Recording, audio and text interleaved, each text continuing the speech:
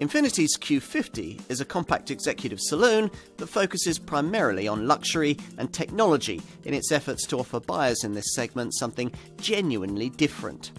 Recent improvements have made a big difference to this car's drivability, with changes to the steering and suspension that make it more engaging on the move. The result is an often overlooked contender that might just surprise you.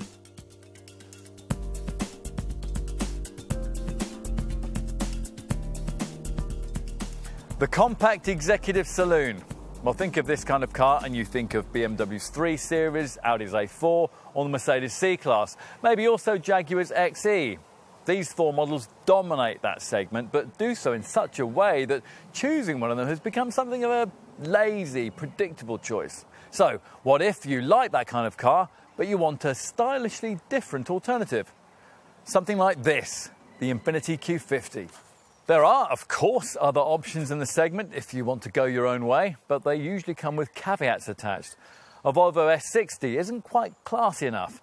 An Alfa Romeo Giulia has uncertain residuals, and a Lexus IS can't be ordered as a diesel. This Q50 model, in contrast, seems, well, at first glance at least, to offer a more credible alternative to mainstream mundanity. It's attractive, it's beautifully made, extremely well equipped, and it's built with Mercedes engineering. Interested yet? Well, Infiniti hopes you will be, and interested enough to overcome any uncertainties that might be created by the prospect of aligning yourself with an unfamiliar brand with a tiny dealer network. The Q50 was the company's first really credible European offering, launched in 2013 and then significantly updated 3 years later to create the car that we're going to look at here. It's certainly not lacking technology. Take the clever direct adaptive steering system you can have on plusher models, the world's first digital steering system, and a setup here upgraded with second generation developments.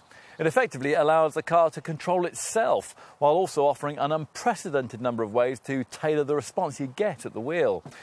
More segment-unique features are found in pricier petrol models, things like V6 hybrid power with the option of all-wheel drive, and a dynamic digital suspension system that aims to set new standards for adaptive damping. All of this is indicative of just how far Infiniti is prepared to go to establish itself against the premium European brands. So, just how good is this car? And just how much should you want one? We're going to try the diesel version that most people will buy and attempt to find out.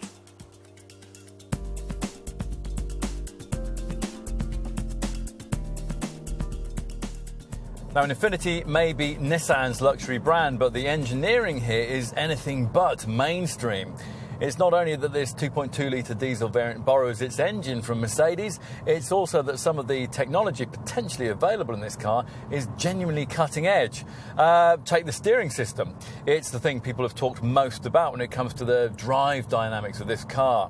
And that's because this model was first launched with the option of what Infiniti calls direct adaptive steering, or DAS, the first drive-by-wire system to steer a car. Now, using this setup, your intentions aren't transmitted to the wheel via the usual steering column, although, curiously, one is still provided.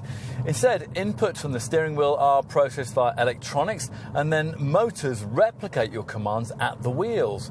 The advantages of this system lie in the fact that steering inputs should be quicker, plus steering kickback and vibration should be all but eradicated.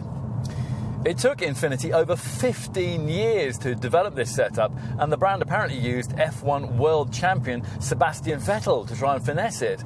Now, to be frank, we think that Seb's attention must have been elsewhere, because the kind of steering feedback any keen driver would be looking for was conspicuously lacking from direct adaptive steering in the form that was first presented in this car. Undaunted, Infiniti has tried again, and for the updated Q50 launched in 2016, announced a second generation system designed to improve things a good deal with a more natural feel. What's never changed about DAS are its advantages, particularly the lack of kickback and vibration I just mentioned. Try a really rough section of road you're familiar with when you test drive a Q50. The wheel juddering you get in other cars has here been eradicated to a quite astonishing extent. It's this Infiniti's party piece. Direct adaptive steering isn't just about feel and feedback though. It's designed to work with Infiniti's clever ALC, active lane control system, so that over 35 miles an hour, the Q50 can steer itself to stay in lane on a major road. On other models in this class, so-called lane keeping assist systems can nudge you back into line if the car unintentionally veers over a lane marking at speed. This setup, though, is altogether more sophisticated than that, actively keeping this Infiniti in the centre of its lane without the need for any driver assistance, the position of the steered front wheels being automatically adjusted. Combined with ICC, Intelligent Cruise Control, which uses a forward radar to speed and slow the Q50 automatically to suit the traffic conditions, you really do end up with a car that can pretty much drive itself during longer distance highway trips. We shouldn't spend too long on direct adaptive steering though. For one thing, most ordinary Q50 variants don't have it, and for another, there's plenty else to talk about with this car. Mode selections, for example. There are a vast number, suggestive of complexity, which is harder to get your head around on paper than it is when you actually get to grips with the car. Like most models of this sort, this Infiniti provides selectable settings that alter steering feel, throttle response, stability control thresholds, and on automatic models, gear change timings. In this case, these setups are operable via a drive mode selector rocker switch just below the gear stick here, and offers a range of options that were broadened to include 6 choices as part of the updates for the 2016 model year. These being Standard, Eco, Snow, Sport, Sport Plus and Personal. Going for the Personal setting allows you to get more specific about the way you want your Q50 to feel. Select it and you get a further menu of configurable options. The engine and transmission can work via Sport, Standard or Snow settings. Meanwhile, you can vary the steering in terms of either of effort via Heavy, Light or Standard options, or response via Default, Dynamic and Dynamic Plus settings. A lot of options then, but it's very satisfying when you find the ideal tailored combination and get the car working exactly the way you want it to. On to engines. At the beginning, we mentioned the technology share with Mercedes that has resulted in volume versions of this car using the same 2.2-litre, 170 PS diesel originally used by 4th generation versions of the Stuttgart brand's C-Class model. Now, it's not the quietest engine of its kind, although extra soundproofing here delivers slightly higher standards of refinement than you would get in a C220D, but it is not short of pulling power. 400 Nm of torque delivers decent in-gear acceleration and facilitates a rest to 62 miles an hour time of 8.7 seconds en route to 144 miles an hour, or 8.5 seconds if you go for the automatic transmission that most people will want. Aside from this single diesel variant, all Q50 models have to be ordered with that auto gearbox. Infiniti has provided a manual gearbox and a token diesel engine in this car because it couldn't sell the Q50 in any numbers in Europe without it. The brand's volume focus, though, remains in US, Chinese and Middle Eastern markets, which explains why so much of the Q50 model lineup is based around the powerful petrol units and auto self-shifters that those countries want.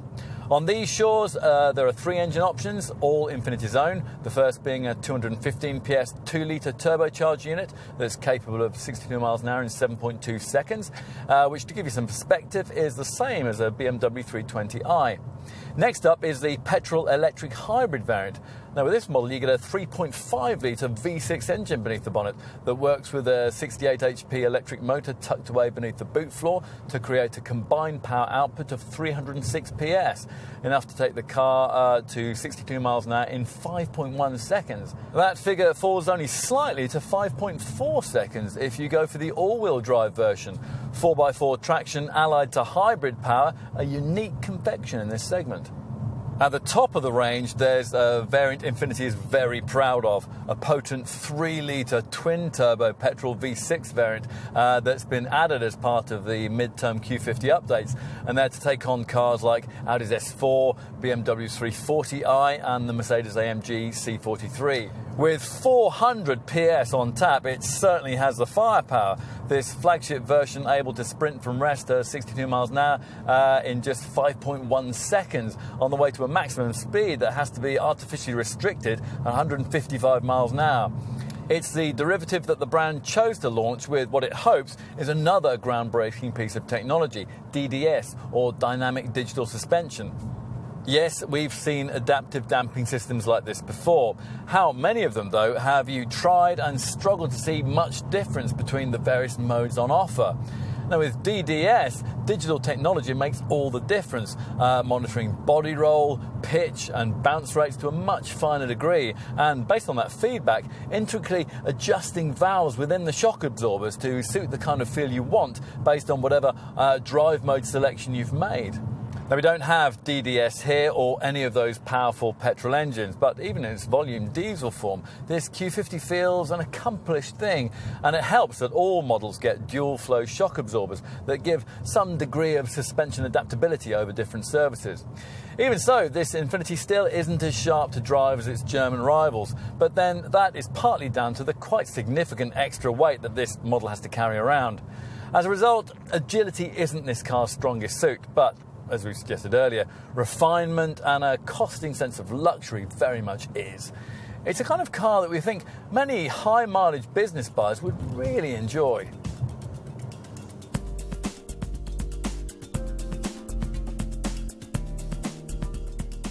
Styling is these days something of a unique Infiniti selling point. This is what draws people to the brand's smaller Q30 hatch, and it's certainly always been an attraction of this Q50 saloon.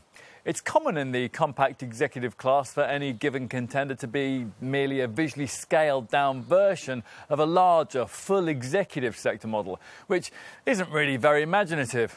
It's a welcome change then to see that Infiniti has cut the Q50 from a different cloth. There's certainly nothing else in the segment that looks quite the same.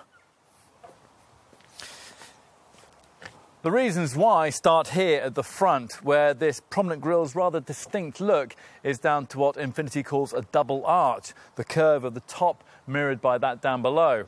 It's all flanked by menacing-looking slender LED headlights that incorporate piercing daytime running lights. Further down, more LED technology is used for the front fog lights, and running between them is a spoiler that forms the bottom part of the lower grille. Sports spec models like this one have a slightly different design of bumper, but either way, you're talking style that's easy on the eye. We particularly like the profile too, characterised by this sculpted line that runs from the headlamp through the wing all the way to the rear door. And the second suite then takes over to emphasise these powerful rear haunches. This, along with these short overhangs, delivers a sporty, purposeful look that buyers tend to be looking for in this segment, especially in a sport trim model like this one that comes complete with these 19-inch 5 triple-spoke light alloy wheels. Move to the rear and there are more curves and sweeping creases, though this time the effect is more distinctively Japanese. Thoughtful detail includes the way that the shape of these rear lights mimics that of the headlamps, and the clusters are linked by this smart chromed strip that sits above the number plate and is framed by another chromed highlight below. Lower down are two polished exhaust tailpipes. A word too about the paintwork, which uses Infiniti's scratch shield technology that helps retain that showroom fresh glossy look for longer. The paint contains an elastic resin that's more flexible than traditional finishes and can even self-repair tiny scratches to keep the car gleaming where others would begin to show swirls and marks. It's very neat.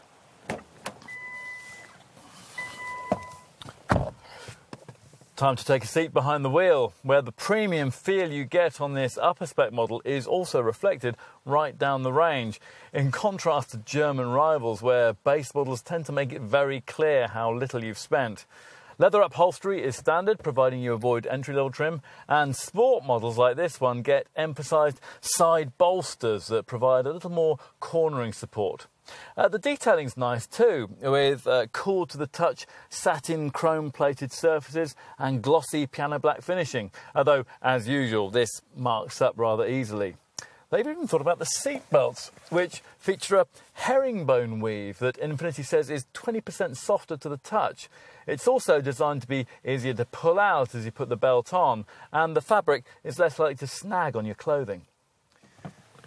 The first thing you're likely to notice in this cabin, though, lies here in the centre stack. Now, Infiniti has decided that Q50 drivers need not one, but two infotainment screens, an 8-inch upper one and a 7-inch lower one. The higher monitor deals mainly with the navigation and surround view camera systems where they're fitted, the display of which you can alter via this rotary controller down below the gear stick. Below that is the rocker switch for the driving mode selector system, the options for which also display on that upper screen. Switch your gaze to the lower 7-inch display and you'll enter the world of Infiniti InTouch, a setup that not only delivers the usual phone, stereo and information functions, but also allows you to run your life as effectively from inside your Q50 as you can from your smartphone. Connect up and the monitor can show a selection of your favourite apps and comes preloaded with an app garage that gives you some apps of its own for things like emails, a calendar, a compass and maintenance notes. There's even a driving performance app that can show you cornering G, plus information on fuel consumption and fuel flow. Anything the centre stack screens can't tell you will probably be covered off by this further smaller display that sits between the dials in the instrument binnacle. This deals with trip computer functions and fuel economy readouts, while also updating you on your compass positioning, your use of driving aids and your driving range. It's all accessible via use of the small buttons provided on the 3-spoke leather-trimmed steering wheel. Flanking this information screen are two clear dials lit by electroluminescent lighting that gives brighter illumination. To the left of the main gauges is the button for the keyless ignition, which reminds me to also mention how much we like the iKey system you'll find fitted to most models. It's based around an intelligent key into which you can program all manner of settings, everything from the positioning of the electric driver's seat to your navigation preferences and your favourite climate control, audio and performance options. It all means that, well, as soon as you get in, everything will be set up just the way you like it. What else? Well, we love the concert hall standard 14-speaker Bose audio system that's fitted to plusher variants like this one. And cabin storage, well, you do get a reasonable amount. Twin cup holders positioned in front of a deep box between these seats that includes aux in and USB ports, two 12-volt sockets and an SD card slot. The door pockets are rather small, but there's a decently sized glove box and there's overhead space for your sunglasses. One other point we do have to make clear is that the Q50 has a foot-operated parking brake, which will make life slightly awkward on uphill junctions if you're one of the few people who choose the diesel model's manual transmission option.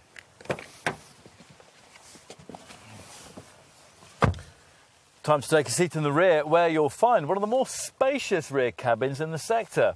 As usual in a car of this class, there's a high central transmission tunnel to prevent the comfortable carriage of 3 adults, but 2 folk get reasonable leg and shoulder room by segment standards.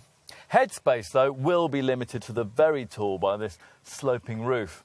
2 individual air vents are provided, as is this centre armrest with its incorporated dual cup holders. Let's finish with a look out back. Now you can open the lid either with the usual release button on the car or with the remote function on the key fob. The entrance to the boot is quite narrow, so larger items need to be carefully angled if you're to get them in. Once you have loaded up, the cargo space is deep, but it's not especially wide due to wheel arch intrusion. In this diesel variant, you get 450 litres of room, and that's about the same as is provided by a Jaguar XE, but around 30 litres less than you get in a Mercedes, BMW or Audi rival. Now, there isn't much space beneath the floor either, despite the fact that Infiniti declines to provide any kind of spare wheel. But you can push forward the 60/40 split folding seat backs if the lure of flat pack furniture becomes just too strong. We should also point out that luggage capacity is significantly affected by your choice of engine. In a conventional petrol engine model, the boot capacity rises to 500 litres. Go for a hybrid version, though, and the figure falls to 400 litres.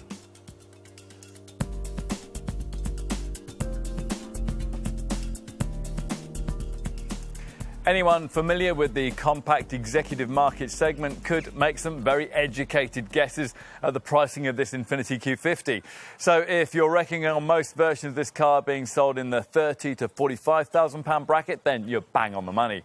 Now, we should point out that the vast majority of buyers in this country choose this car in the 2.2-litre diesel guise we've been trying here, priced from just under £30,000 to just under £35,000. This Mercedes-sourced 170 PS unit is the only engine in the lineup you can order with a manual gearbox. Here there is a £1,550 premium to pay if you want Infiniti's smooth 7-speed automatic transmission.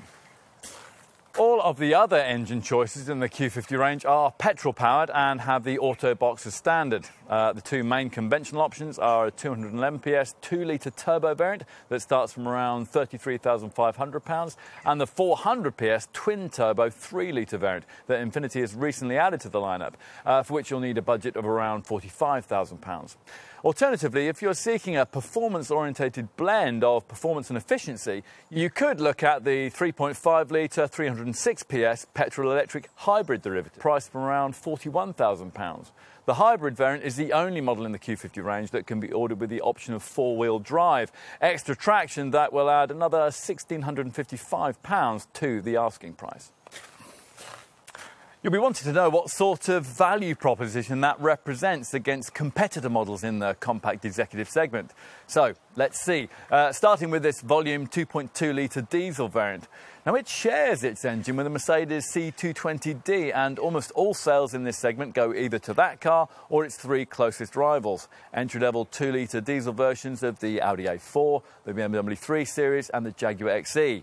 This Q50 is fractionally less expensive than the Mercedes, the Audi and the Jaguar, which might slightly compensate you for the fact that this Infiniti's fuel and CO2 returns aren't quite as good as any of these competitors.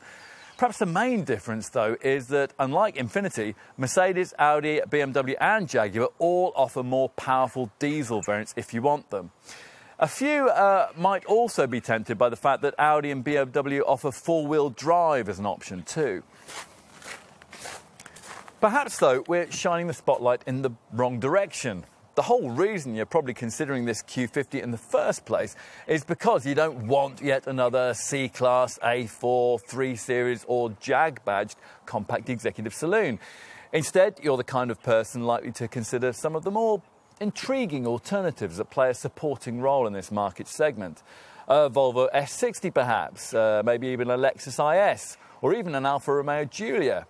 Now, of these, the Volvo's easiest to dismiss. It simply doesn't have the upmarket feel you'd really want in this class, and the boot is too small.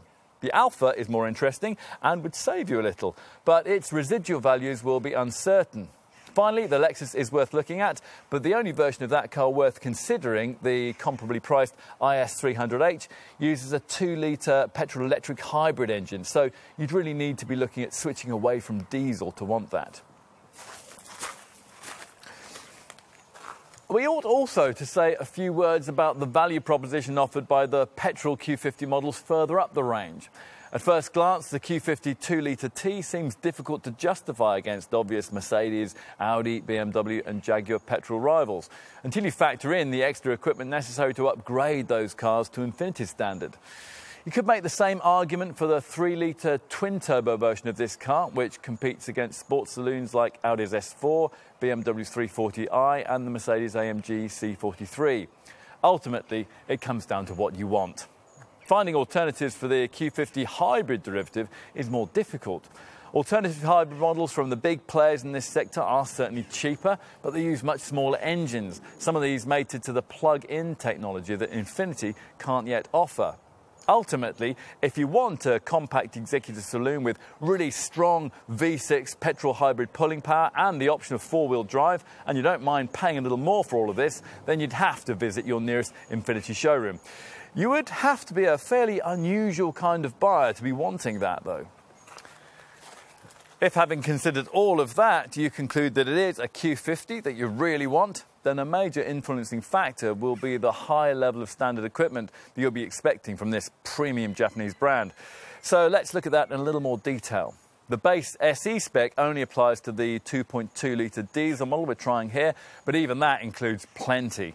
On the outside, you get 17-inch 5 double-spoke light alloy wheels and lovely lustrous scratch shield paint that's resistant to small marks and can even heal over light scuffs thanks to an elastic resin in the mixture that makes it more flexible than traditional finishes. It's also nice to see that you don't have to pay extra for niceties like a rear-view camera and keyless entry. More expected executive segment features include powered heated mirrors, front and rear parking sensors, speed-sensitive steering, daytime running lights, twin chromed exhaust tailpipes, an ultrasonic alarm and LED auto headlights that stay on at night to guide you to your front door. There's also an active trace control torque vectoring system to maximise traction through the bends. Moving to the inside of the Q50, every model has twin touchscreens, an 8-inch upper one and a 7-inch lower one. The lower monitor there to operate a very comprehensive in-touch infotainment system that allows you to connect your world to your Q50 via your smartphone, bringing onto the display your contacts, your emails and a selection of your favourite apps. This setup is very clever, able, for example, to remember your personal driving preferences and read emails or news items to you. Plus, it comes loaded with various bespoke Infiniti apps, including a calendar, a compass, access to Facebook and access to an online Google search system that can find you, well, anything from a fuel station to the next village's best coffee shop. In addition, as you would expect, the infotainment system deals with all the usual things, offering voice activation and dealing with a 6-speaker audio setup, as well as providing Bluetooth phone, USB and aux-in connectivity. The same screen also displays the settings chosen via the drive mode selector that lets you tweak steering, throttle response and, on auto models, gear shift timings to suit the way that you want to drive. Other standard interior features include push-button ignition, a leather-stitched multifunction steering wheel, a leather gear knob, cruise control and front seat lumbar support. Avoid the hybrid models and you also get 60/40 split-folding rear seat backs with a ski hatch. If you want more, then further up the range there's a wide range of better equipped Q50 variants from which to choose, all of which come with leather upholstery, heated front seats and an auto dimming rear view mirror. Essentially, your choice lies between either a more luxurious look or a more purposeful one. To be specific, either the luxury-orientated premium and premium tech variants or the more dynamic-looking sport and sport tech models. In each case, the tech versions are embellished by Infiniti's multimedia pack, which gives you satellite navigation and a thumping 14-speaker DAB Bose audio system. Plus, those premium tech and sport tech models also get a range of safety shield electronic safety features. I'll cover those in a minute. And a visibility pack that includes smart beam headlights that dip themselves at night, along with an adaptive front lighting system that turns with the bends. Get one of the two sport variants, a car like the one we're testing here, and the more dynamic look and feel is created courtesy of 19-inch 5 triple-spoke light alloy wheels, restyled bumpers, aluminium pedals and Kachu aluminium interior trim inserts. Plus, sport models also feature a steering pack that gives you active lane control and the brand's programmable direct adaptive steering system. On to options. Now, if you're attracted by one of the premium spec models, it's worth knowing that you can upgrade the standard 17-inch wheels to 18 inches, and the desirable multimedia pack with its Bose audio and sat-nav system is available as a separate option on premium and sport models if you don't want the expense of upgrading to the two tech spec variants. Individual options include an electric glass sunroof and metallic paint, while the two premium variants can, if you wish, be ordered with optional maplewood interior trim. Other extra cost features include branded door sill finishes that can be illuminated, a rear spoiler, a front sports grille with a smarter midnight black finish, standard window deflectors and a ground lighting system that shines LED lights below the car when you're unlocking it. Practical optional features include a useful trunk box to help you better organise the boot, or you might simply add in a trunk net that'll stop small items from sliding around. You may also want to consider a tow bar and the usual roof boxes, roof racks and carriers for bicycles and skis. Let's move on to safety. One of the benefits of ordering one of the tech spec variants, the premium tech version or this sport tech model, is that as standard you get the safety shield pack we mentioned earlier, inclusive of 7 of the industry's latest electronic safety features. I'll run through these for you. Intelligent cruise control uses a radar to help you maintain a preset distance from the vehicle ahead. Lane departure warning alerts you if your Q50 strays across the lane marking line. Blind spot warning works at speed to stop you from dangerously pulling out to overtake if there's a vehicle in your blind spot. Distance control assist warns you if you're getting too close to the car in front. Backup collision intervention stops the car after an impact so it doesn't go on to hit something else. And finally, a predictive forward collision warning system and forward emergency braking work together, the system scanning the road ahead as you drive looking for potential collision hazards. If one's detected, you'll be warned. If you don't respond, or perhaps you aren't able to, then the brakes will automatically be applied to decrease the severity of any resulting accident. Unfortunately, you can't order the Safety Shield pack as an optional lesser Q50 derivative, but all models do get most of the other safety features you'd expect at this level. As well as the usual electronic aids for braking, traction and stability control, there are twin front, side and curtain airbags, though no knee bags. Plus, every variant has some form of tyre pressure monitoring, along with hill start assist to stop the car rolling backwards when you're pulling away on an incline. Hybrid models even have an approaching vehicle sound for pedestrians system that at low urban speeds gives an electronic beep to let people know that the car's there if it's running on battery power alone.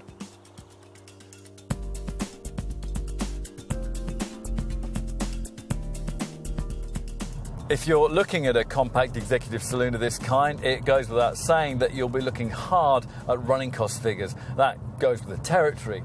So many cars of this kind, after all, are driven by business users who make their choice with one eye on tax and benefit-in-kind payments. Those people will note that the running cost returns of a Q50 and its volume diesel guides, although actually quite reasonable, aren't quite a match for its European rivals. Specifically, you're talking up to 65.7 miles per gallon on the combined cycle and 114 grams per kilometre of CO2 for a manual 2.2D model, or up to 62.8 miles per gallon and 119 grams per kilometre for the automatic version that most will prefer. To give you some perspective on that, a rival Mercedes C220D with exactly the same engine will take you around 5 miles further on every gallon and will put out 11 grams per kilometre less of CO2. The reason for that isn't hard to find. The Q50 might be a relatively recently introduced model, but it still comes from a time when weight saving wasn't such an overriding priority for automotive design. As a result, it has a curb weight 186 kilograms heavier than the Merc and 306 kilograms heavier than rival Audi A4. Given that deficit, it'd probably be fair to say that the fuel and CO2 stats of this car aren't too bad. Plus, its list pricing offers a small saving over rivals that might compensate for the weight-induced running cost shortfall. As you'd expect, to achieve the quoted figures, you'll have to do your bit, not only by driving carefully, but also by remembering to put the drive mode selector into its eco setting that gives a gentler throttle response. There's also an Eco Drive report section in the information section of the InTouch infotainment display. This rates the efficiency of your driving based on 3 criteria: start, cruise and deceleration. The screen also offers a useful fuel economy section which shows your average return and your driving range, as well as giving you a graphical fuel usage history. Another area in which Infiniti takes something of an old-school approach is when it comes to hybrid power. Today, hybrid models in this segment tend to use relatively small 2-litre petrol engines with either the conventional petrol-electric arrangement you get in, say, a Lexus IS300H, or the kind of more sophisticated plug-in setup that's provided by something like a BMW 330e or a Mercedes C350e. Infiniti's Q50 hybrid model, though, sticks with the bigger capacity 6-cylinder petrol-electric non-plug-in formula that cars in this segment used to have. That does at least get you much more power than rival hybrids can offer, 306 PS, plus there's the unique in-segment option of all-wheel drive on a hybrid model. Neither of those things, though, help in promoting the low running costs that hybrid contenders of this kind are supposed to provide.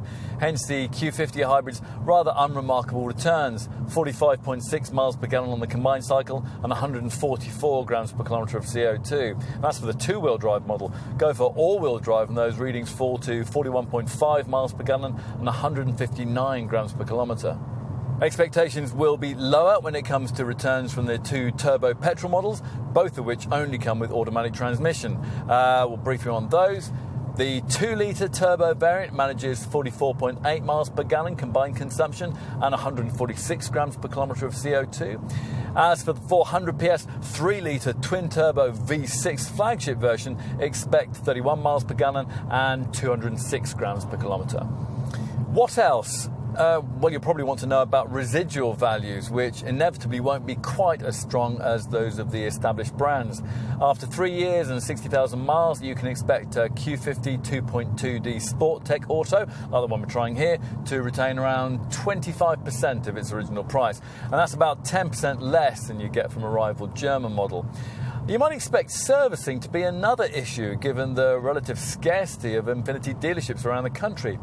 Cleverly though, the marque has turned this into a plus, with most of the brand centres having to offer a free facility whereby your car will be collected from you and then returned after its garage visit, the owner being left with a courtesy car in between.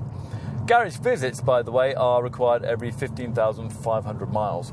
Prepaid service contracts are available for 3, 4 or 5 years, and they can be transferred to future owners.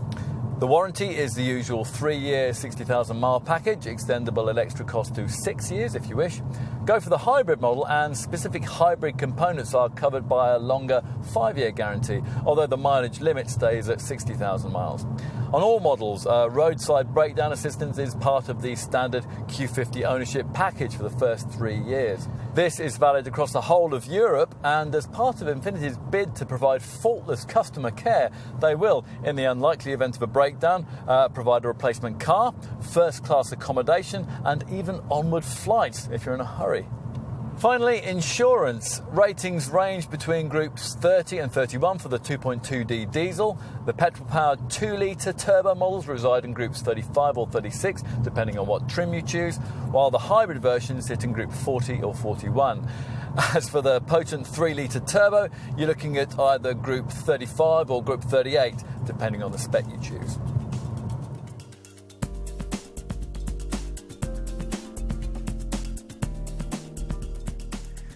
We can't help liking the Q50.